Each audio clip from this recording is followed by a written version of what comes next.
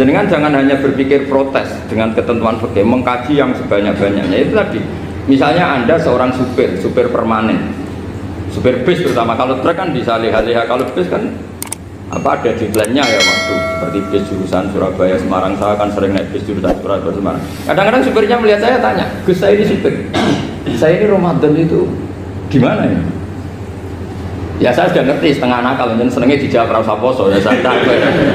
Tapi masalahnya secara fikih kalau kamu mengatakan kamu harus puasa terus, kamu melanggar konstitusi ilmu. Memang musafir punya diskon? Boleh?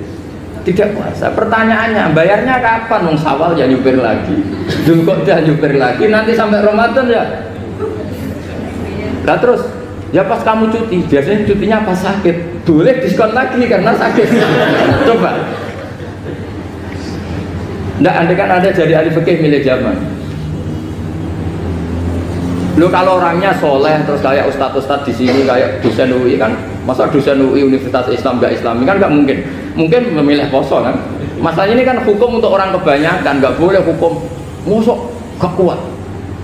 Bu sahur jam 3:30 ngombe vitamin pokoknya harus kuat. Itu udah hukum, itu saran. Hukum itu beda dengan saran. Hukum itu hanya berbicara musafir itu boleh iftar. Kalau saran memang boleh, ya usahakan kamu makan 3:30 pas fit nyupir. Terus kalau nyupir selesai jam 10 nanti istirahat. Memangnya majikan bisa ngatur jamnya? Itu fikih. Maka menjadi perdebatan yang namanya pergi itu apa? Menurut Imam Syafi'i pergi itu ya dari rumahnya ke tempat yang asing yang tidak wilayahnya namanya pergi. Menurut Imam Ahmad bin Hanbal enggak. Pergi itu tidak kerja. Jadi orang yang supir yang seperti itu namanya tidak pergi tapi kerja. Tanyakan ke publik, misalnya jenengan ke UI, istri kamu atau suami kamu ditanya, istri kamu kemana? Kira-kira jawabnya bilang pergi jalan-jalan apa bilang kerja?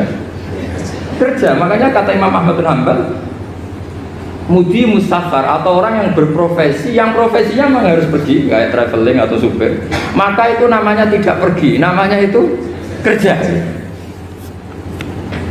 Karena apa? Sekali distatuskan pergi, maka ikut status yang dikatakan Allah dan Rasul, dapat diskon, boleh tidak puasa. Maka terus kita debat tentang definisi. Nah definisi ini penting, karena yang menjadikan hukum rubah itu definisi. Misalnya gini, mbak ini ngaji saya, statusnya kalau pakai status saya ajnabi, orang lain bapak ajnabiyah, maka hukumnya saya melihat bapak ini haram karena statusnya ajnabi melihat ajnabiyah yang tidak mahram. Tapi kalau di fikih itu ada statusnya. Di antara lelaki boleh muwajahah sama perempuan adalah 1 untuk belajar, 2 untuk muamalah, 3 untuk kesaksian, 4 untuk pengobatan. Itu kan ada pengecualian.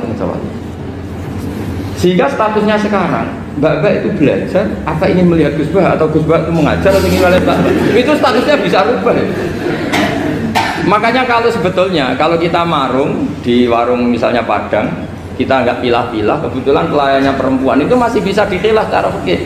Saya muamalah marung, cuma kebetulan penjaganya. Tapi masalahnya Pak ini punya daftar penjaga yang cantik, itu masalah.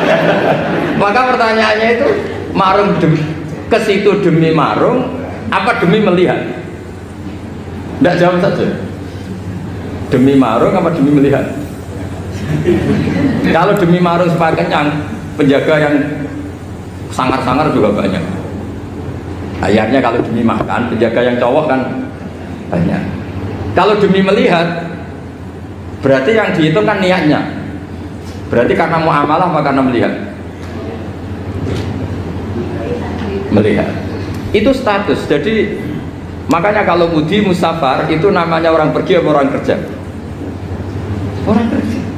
Maka menurut pikirannya Imam Ahmad bin Hanbal seperti itu harus puasa karena dia adalah pekerja bukan musafir.